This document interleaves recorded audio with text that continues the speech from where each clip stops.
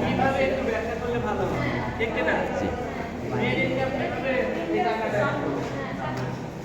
টাকা কিন্তু মেয়ে তো এই বাজে সাথে সাথে ইনকাম করা মনে হয় না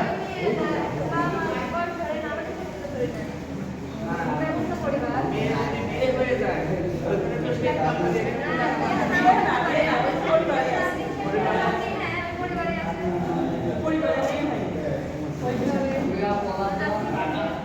মানে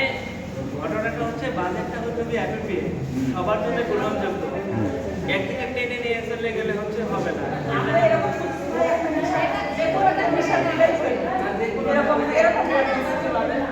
আচ্ছা এখন ফ্যামিলি